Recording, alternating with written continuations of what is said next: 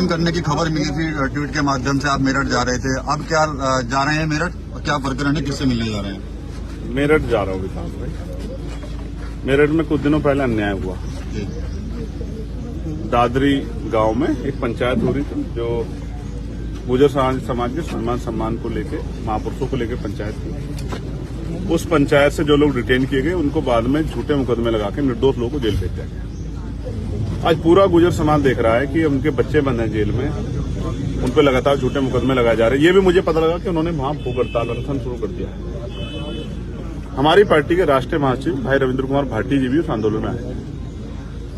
हमारी पार्टी को कमजोर करने के लिए और हमें डराने के लिए हमारे राष्ट्रीय महासचिव साहब को भी जेल में बंद किया गया।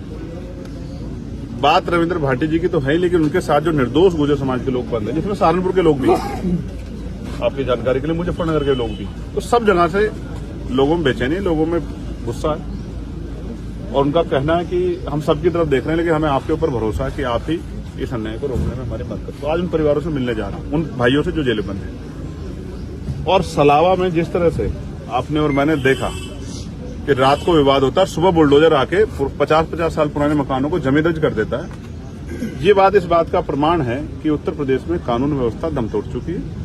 और एक कहावत है ना, जिसकी लाठी उसकी भैंस, यही चल रहा है। इस अन्याय को रोकना पड़ेगा और रोकने के लिए जन आंदोलन की जरूरत है, सड़कों को लोगों से पाटने की जरूरत है, आंदोलन की जरूरत है, जो सरकार को ये पता लग जाए कि अन्याय लोग स्वीकार नहीं करेंगे। इसलिए उन परिवारों से मिलने के लिए जाऊंगा और जाकर उनके दुख को सुनूंगा और लोकसभा में, सड़क पे, चाहे बड़े से बड़ा आंदोलन करना पड़े निर्दोष लोगों को छुड़ाने के लिए, उनके झूठे मुकदमे वापस लेने के लिए, तो उसके लिए भी प्रयास है। आजम खान साहब से मिलने कब जाएंगे? जब आप जिक्र करते हैं आजम खान साहब का, तो मुझे कई सारी चीजें याद आती हैं जो आज एक मेरे साथ भी हुई है। बता रहे फोन आया किसी का? एक बड़े अधिकारी का फोन आया, उन्होंने मुझसे कहा आप मेरठ नहीं जाएंगे जेल में उनसे मिलने, सलाव के पीड़ितों से मिलने। मैंने उनसे आग्रह किया कि भाई मैं जाना चाहता हूं, तो उन्होंने मुझे धमकी देते हुए कहा कि आपके जो एमपी एमएलए कोर्ट के मुकदमे चल रहे हैं उनमें हम आपको देखेंगे। मैंने उनसे कहा कि प्रिय भाई, मैं मानता हूं आप बहुत बड़े अधिकारी हैं, लेकिन न्यायपालिका किसी की जेब में नहीं।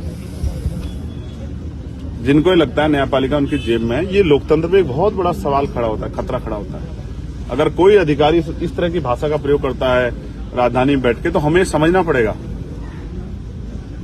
कि आजम खान साहब के साथ क्या हुआ और किन किन मुकदमों में निर्दोष होते उनको सजा हुई। ये बहुत बड़ा गंभीर सवाल जो है उन्होंने मेरे सामने खड़ा किया है।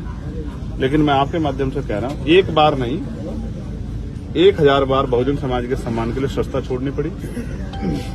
इसमें आज हम गुजर समाज, मुस्लिम समाज पर अन्याय उसमें जा रहे हैं, या किसान, कमेरे, दलित, पिछड़े, किसी के लिए कोई अन्याय होगा उनके लिए सस्ता छोड़नी पड़ी। एक नहीं 1000 बार सरकार छोड़नी पड़े भविष्य में, या जान की बाजी लगानी पड़े, पीछे नहीं हटेंगे।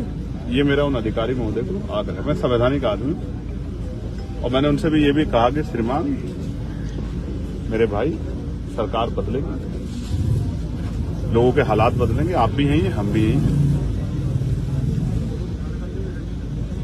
न्यायपालिका किसी की जेब में नहीं है और ये जनतंत्र है, जनता के हाथ में। जनता जिसको चाहे ताकत देते। आज मेरे पास भले ही ताकत ना हो ट्रांसफर पोस्टिंग की, नियुक्ति की, तो समय बदलेगा, मेरे लोग मुझे वो ताकत भी देंगे। ठीक है, जिस दिन वो ताकत देंगे तो हर व्यक्ति का सम्मान रखा जाएगा। ठीक है।